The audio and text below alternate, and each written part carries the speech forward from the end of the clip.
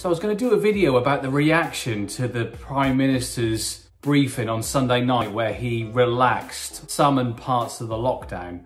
But with the Chancellor extending the furlough payment up until October and from August reducing it to 60%, I thought I'd mix the two videos in. Hey guys, Dan Trevidi here, hope you're all well. So first I'm going to give my reaction to the Prime Minister's announcement on Sunday, and not just my reaction to the announcement, but also my reaction to the reactions. Then I'm just going to come out and say it. If you're thinking that you really enjoy the furlough payment and it's going to be reduced and you may be a little bit upset that the payment is going to drop, or you may have to start to go back to some form of work, well, guess what? The furlough payment is a little taste of what a successful property investor actually gets. It's money that you earn when you don't have to physically exchange your time for a paycheck. So I'm going to talk a bit about that. So if you're interested, do watch to the end. And as ever, don't forget to do me a massive favour and smash the like button, and don't forget to hit subscribe and the little bell icon next to it. So let's go ahead and get started. So if you are like me, you were probably one of many people glued to the TV at 7 o'clock on Sunday when the Prime Minister gave his pre-recorded speech about the amendments and the change of the slogan to what has been effectively 8 weeks of lockdown and a huge amount of restrictions. Now, I'm not going to go into the details. I'm sure there's hundreds of videos out there specifically about what the Prime Minister said and what people's interpretations are. What really got my goat, and I saw hundreds of posts and even more videos and TV interviews slagging the Prime Minister off, saying he's created more questions than he's answered.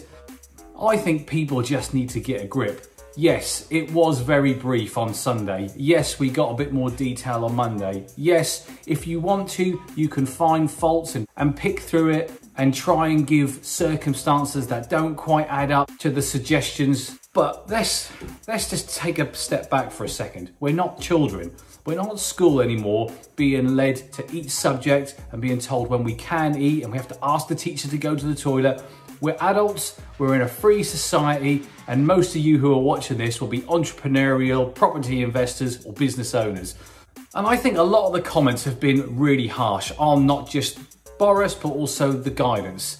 It's really difficult in a phased process, a step-by-step phased process, to take us out of lockdown without going too hard, too fast, and possibly having a second spike, because a second spike would basically mean hitting the reset button and starting the whole lockdown process all over again to stop it in its tracks.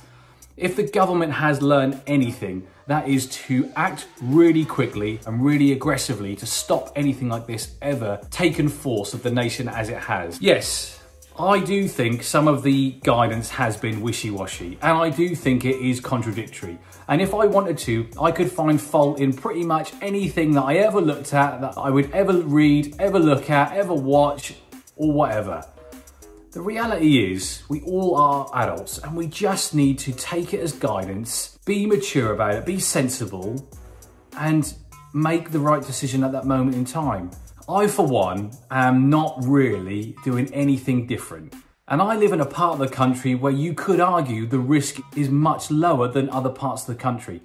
But we all just need to get on with it. Boris Johnson, he had one of the biggest tasks with so many hurdles when he got over Brexit. Just as he thought that he was going to have a bit of a breather, this virus took force. And it has taken over the country like none of us have ever predicted, definitely not him. So he's had to react to something that wasn't expected, that's unknown, that hasn't happened before in a society which is driven by information and social media and mobile phones, where it's passed around far quicker than it can get reported. So we all need to back off, we all need to encourage him and support him. No one could be doing a better job than him, and no one would want to be doing that job.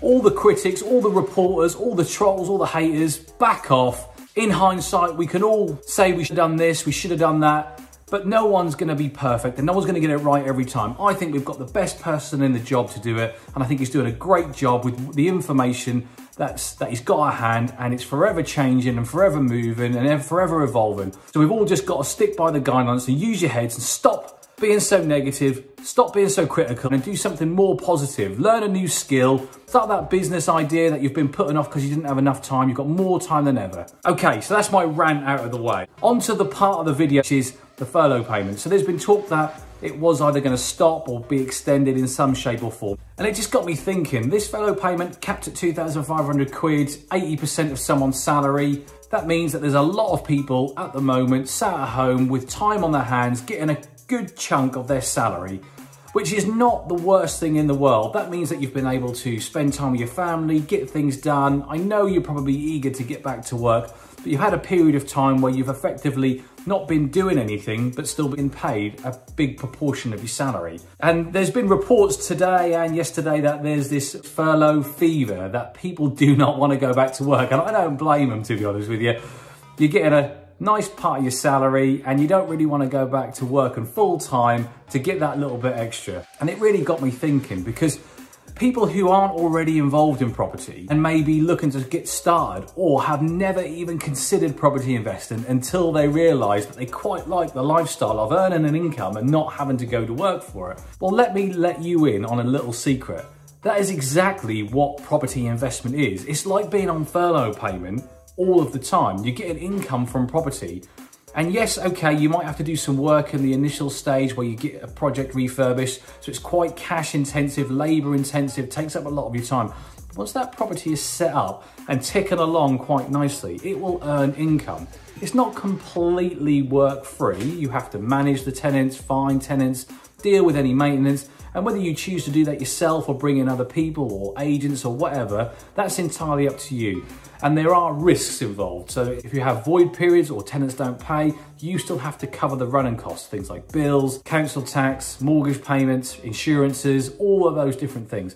But if you start to scale it up and buy more properties and expand into different markets where you have different types of tenants, all of a sudden, you go from 1 to 2 to 5 to 10 properties.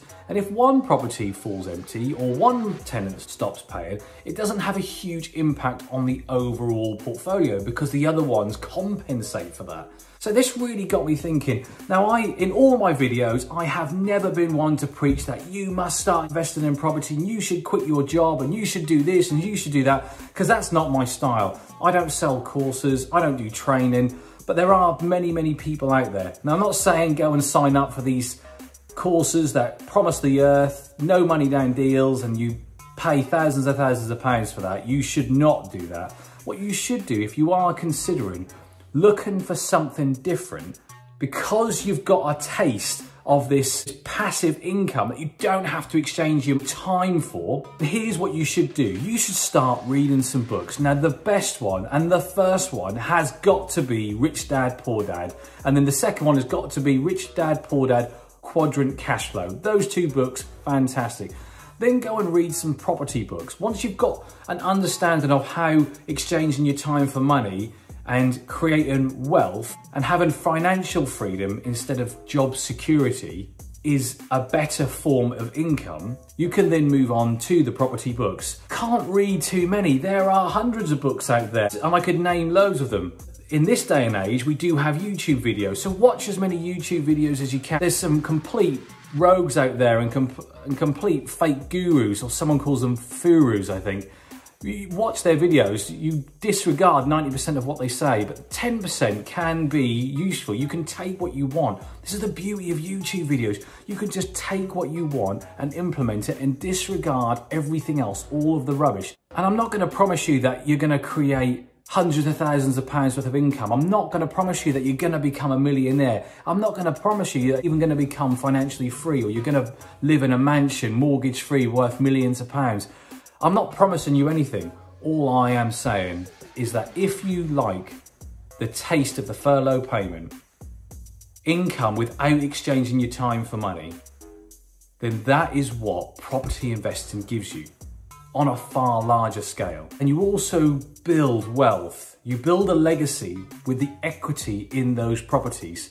And over the generations, over the years and the decades, that wealth increases because property prices over time, historically, go up.